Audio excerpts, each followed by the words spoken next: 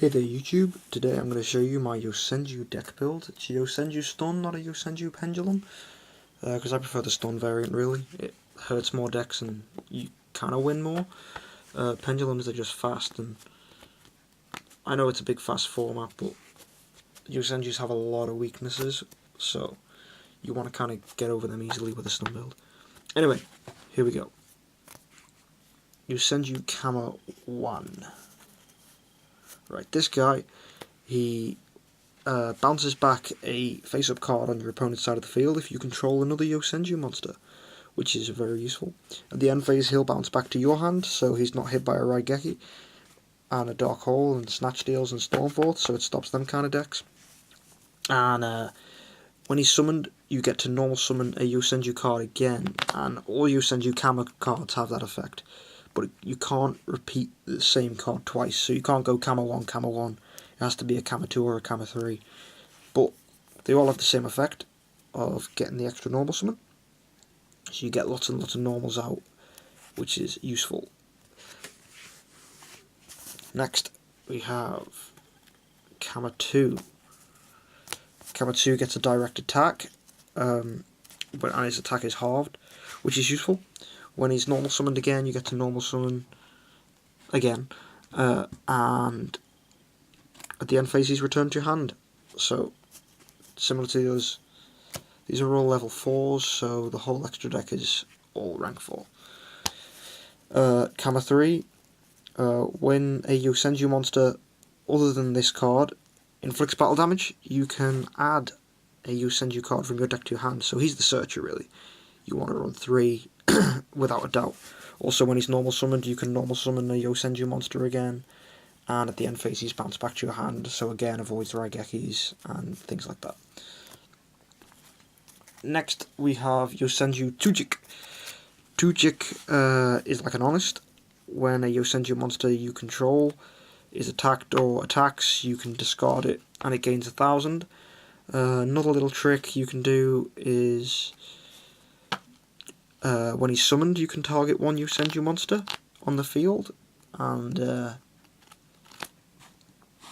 it gains 1,000. So you can just summon him and then use his effect, give him 1,000. He's on 2,000. So yeah, and he's also level 4, so you can normal summon him after you've done your chain of normal summons. You can make him the last one in the chain. Well, it's not really a chain, but you know what I mean. You can normal summon, and finish with Tsujik, because Tsujik doesn't have the normal summon ability that the others do, so you want to finish with him. But either way, you get the summon again, so you can go into rank 4s a lot easier, and he gives you extra attack. And you can also give Kama 2 extra attack, so the direct attack does more damage. So you do 1/4 instead of 900. Non-Yosenju monsters, you have 2 Fossil Dyna. This guy stops special summons. He can just be a game winner against any deck that needs to special summon, such as Necros. So it wins games. It's a good card. You could set it, flip it up, destroy all special summon monsters on the field. So it's another good way to destroy your opponent's monsters, get them gone. Bear. You can search him out with Tenki, then bin the Tenki and destroy a problem card. So he's very effective. But you only want to run one, because you just want to search him when you need him. You don't really want to draw into him, unless you can inflict that battle damage and search for the Tenki, and then add into a Yosenju. But yeah, he's good. Only really run 1, maybe run 2, if you want to dedicate your build to more fire formation-y stuff. Thunder King Rai-Oh, again, he's got a mistake effect, so searching is off the table, so Clipboards and Necros are going to hate you for it. When you contribute him, negate the special summon of exactly 1 monster, which is also very useful, and he's got 1/9, which means it's hard for your opponent to get over, really. He's a good first turner if you can get him, but he's limited, so you can only have 1, sadly. Finally, Daibak. So you normal a field, and then use the final effect to normal into a Daibak. By doing a double tribute. You don't want to do this early on, because you don't want to get rid of your Yosenjus too early. Because once they're in the grave, and they're never coming back. So yeah, but when he's normal summoned, you can bounce 2 cards on your opponent's side of the field, which is very useful. Also, you can stick them in the Pendulum Zone, and when a Yosenju monster attacks, it gains 300 attack, which is another nice effect. Time for the spells. Triple Tenki gives you your searches, staple in the deck, gets extra 100 attack as well, which is useful. Triple Pot, no special summons, but we don't care, because we don't special summon, everything's normal. So yeah, lets you search in for your cards, get the card you need, lets you basically cater your hand to what you need, get all your Kamas out, do a lot of damage, then overlay, so good for searching. MST at 3, because clips are a thing, and this deck is hurt by Skill Drain and other problem cards that negate effects, so you want to get this at 3, and also set it because Mirror Force and Torrential will rip this deck apart, so you need to keep it there at 3, definitely. Book of Moon, just to stop your opponent's monsters getting attacks in, because you're not going to have monsters on the field during their turn. Snatch Steal, just to get, an extra bit for a rank 4, or so you don't have to tribute one of your monsters for the dieback, you can tribute one of theirs and one of yours, rather than both of yours, so useful. Defish, because you don't do anything really with the graveyard, and it hurts a lot of meta decks, so Dimensional Fissure, good for the banishing. Macrocosmos, same again, you want to get them banishes out. Solemn Warning, maybe. You could run Bottomless as well if you don't like the 2000, because the cost can be costly this format, because there's a lot of fast decks that will nip you down, but it's entirely opinion. You can run either or. I will switch between, but my friend has my Bottomless at the moment, so Solemn's in, but I probably will run Bottomless over the Solemn. Compulse to bounce back. Torrential Tribute to nuke the field. Also, it's a weakness to this deck, because if you lose your Kamas, you're dead. But you can get rid of your opponent's monsters, which is always useful.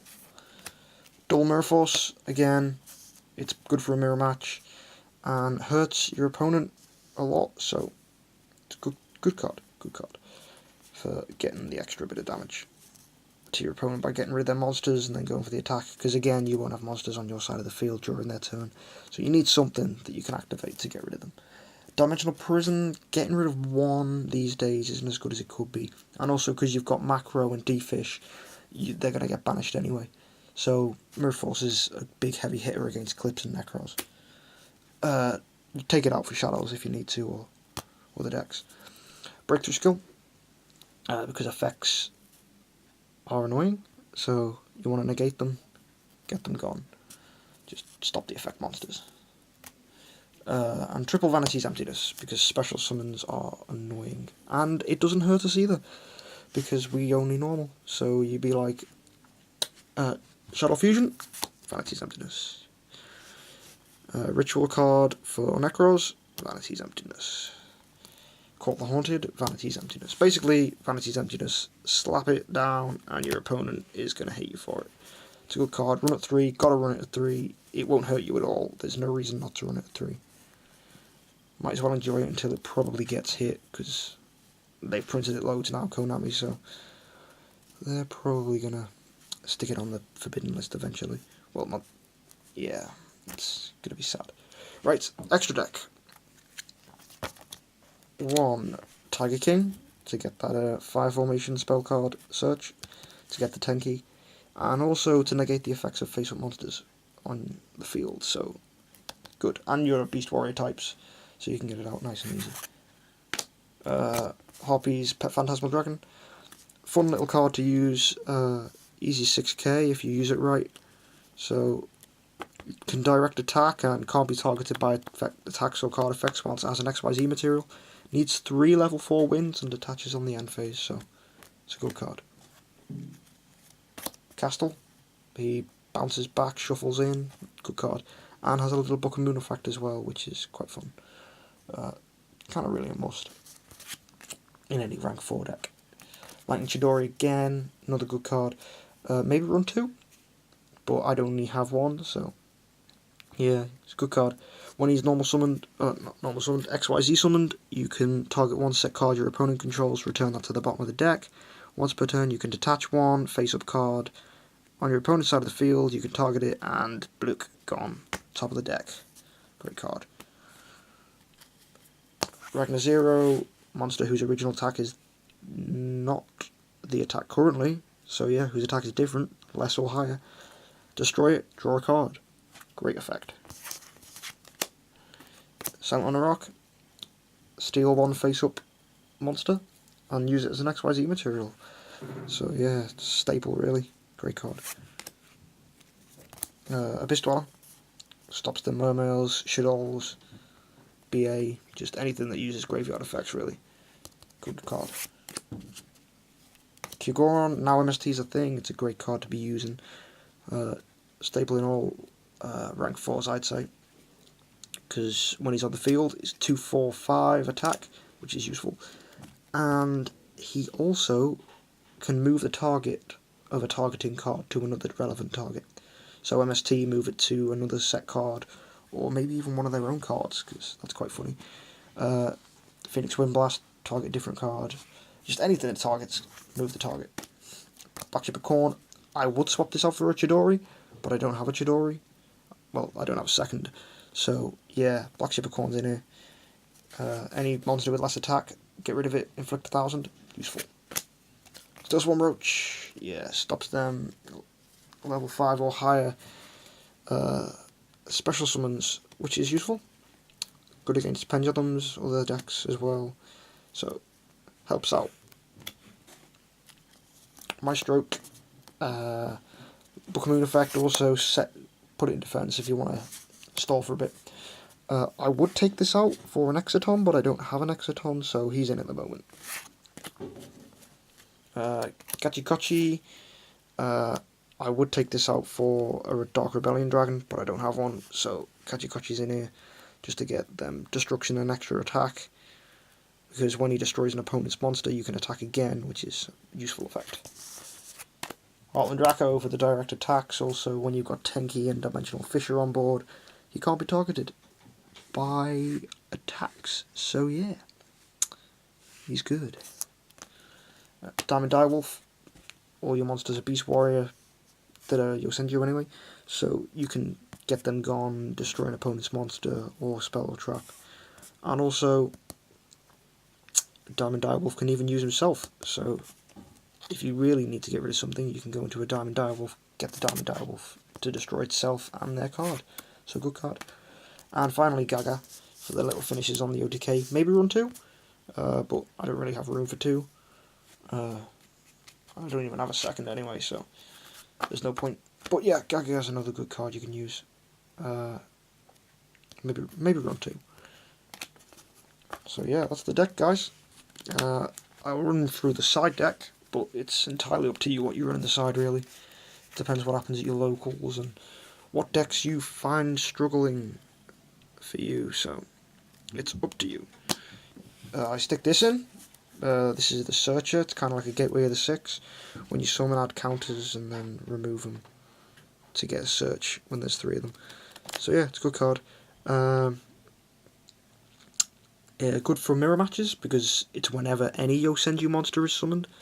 So your opponent will be like more inclined not to summon, because when they do, you get tokens on this card, counters even, and that gives you a search when you have 3. So your opponent's not going to want to summon when they're playing against you if they're running Yosenju.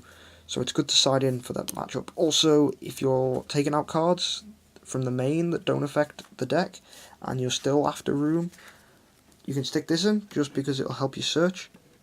So it's a good card, but not in the main really. It can be kind of cloggy. Also, searches in the grave as well can bring them back from the grave.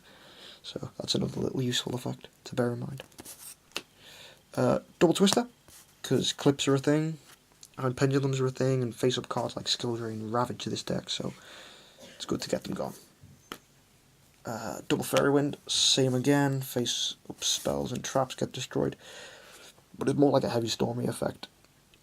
Hurts clips, gets rid of the skill drains, just, yeah. Soul Drain for the Shadolls and BA, hurts them, very good. Double Mind Drain for Necros, so they don't get their hand effects. I'd probably switch this in for Anti-Spell Fragrance, but I don't have it, so trying to get a hold of them. Which is, so yeah.